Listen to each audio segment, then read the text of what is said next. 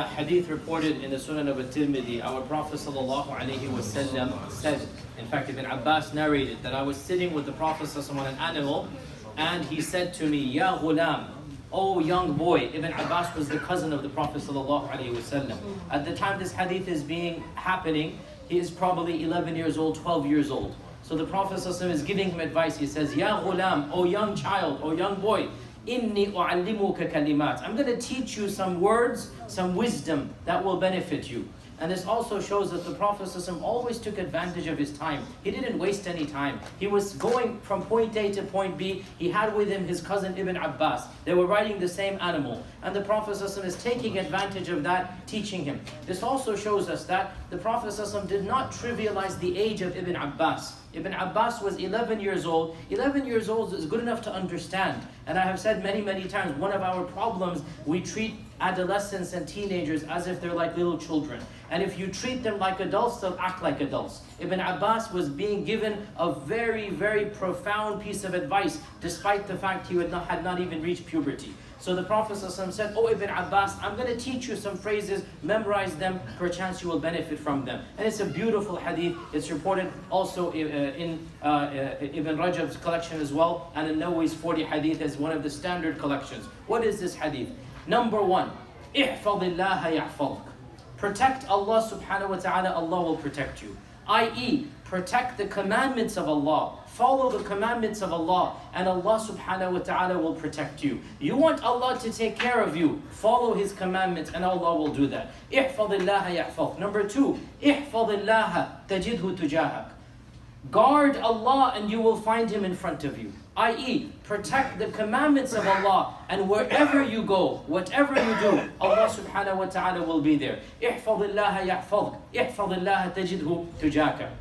And the Prophet ﷺ then said, وَإِذَا اسْتَعَنْتَ فَاسْتَعِنْ بِاللَّهِ وَإِذَا سَأَلْتَ فَاسْأَلِ اللَّهِ. If you're going to get help from anybody, get help from Allah. And if you're going to ask for help from anybody, then ask from Allah subhanahu wa ta'ala. Don't beg the people. Don't become somebody who's always knocking on doors asking for favors. Put your tawakkul in Allah and ask Him directly. Do not become a burden upon other people. Be self-sufficient. Do what you need to and ask Allah subhanahu wa ta'ala. And he said to him that وَإِذَا اسْتَعَنْتَ فَاسْتَعِنْ بِاللَّهِ وَاعْلَمْ أَنَّ النَّصْرَ مَعَ الصَّبْرِ. And know that victory only comes after patience. وَاعْلَمْ أَنَّ النَّصْرَ مَعَ الصَّبْرِ. Know that victory only comes after patience.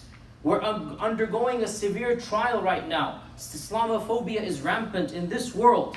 We have pressure being put on us. Nasr will only come after sabr. We have to put in the clockwork. We have to put in the time. We have to show Allah we deserve His help. وَاعْلَمْ أَنَّ النَّصْرَ مَعَ الصَّبْرِ. Allah's help will only come after you demonstrate patience. Therefore, patience means you will suffer, you will be tortured, things are going to happen you don't like. That's what patience is about. Allah's nasr only comes after sabr. وَأَنَّ الْفَرَجَ مَعَ الْكَرْبِ. And Allah's victory only comes after the calamity. You have to taste the bitterness of calamity before the sweetness of victory will be given to you. Victory will not be handed on a silver platter. And the entire seerah of the Prophet ﷺ is demonstrative of this. If Allah were to bless victory to any man without lifting a finger, it would be to our Nabi and our Rasul sallallahu alayhi wasallam. But look at how much he had to suffer. Look at the persecution in Mecca. Look at the battles of Badr and Uhud and Ahzab. Look at what he lost and who he lost. His father, his mother, his uncle, his grandfather, Khadija, 3 of his daughters, all of his children other than one. This is the sunnah of Allah, that He will test and try us before the victory comes. وَأَنَّ الْفَرَجَ مَعَ الْكَرْبِ. And Allah's victory will only come after you have tasted the bitterness of defeat, the bitterness of calamities. And وَأَنَّ مَعَ الْعُسْرِ يُسْرًا. And with every difficulty there will be ease. There's no such thing as full difficulty. Every time Allah subhanahu wa ta'ala puts you in a situation, puts you in a calamity, then He will also send down certain things that will make life easy for you. وَأَنَّ مَعَ الْعُسْرِ يُسْرًا. Along with difficulty, there will also be ease. Allah never reveals a difficulty except that it is surrounded by ease. And this is mentioned in the Quran, إِنَّ مَعَ الْعُسْرِ يُسْرًا فَإِنَّ مَعَ الْعُسْرِ يُسْرًا يُسْرًا إِنَّ مَعَ الْعُسْرِ يُسْرًا. For every one difficulty, at least two, if not more, ease will come down. So this is a consolation. Yes, in order for Allah to bless you, you have to be patient. Yes, for victory to come, you have to taste the bitterness of calamity and defeat. But realize, with every bitterness, with every difficulty, with every pain, there will also be ease that will be granted to you. Look at the bright side. Know that Allah will never burden you with more than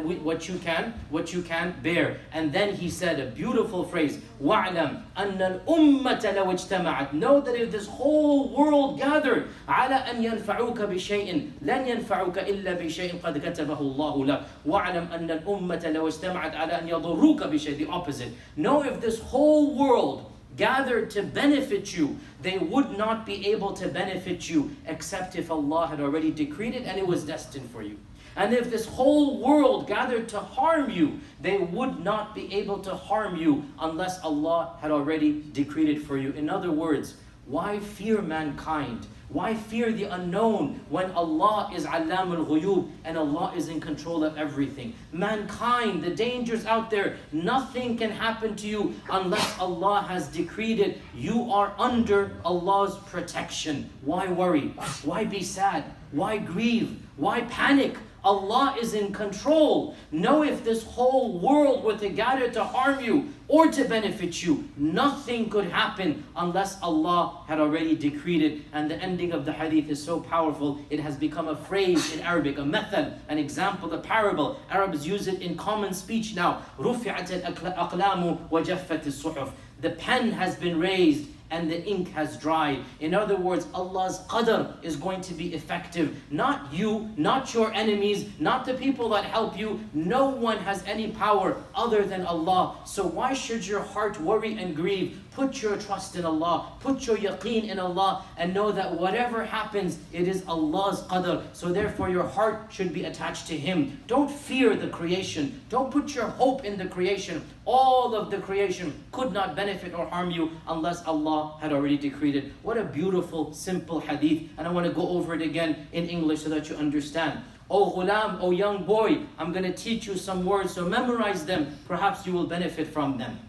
Guard Allah, and Allah will protect you. Guard the commandments of Allah, and you will find Allah subhanahu wa ta'ala in front of you. If you ask anyone, don't ask other than Allah. If you seek help from anyone, don't seek help other than from Allah subhanahu wa ta'ala. And know that victory only comes after patience.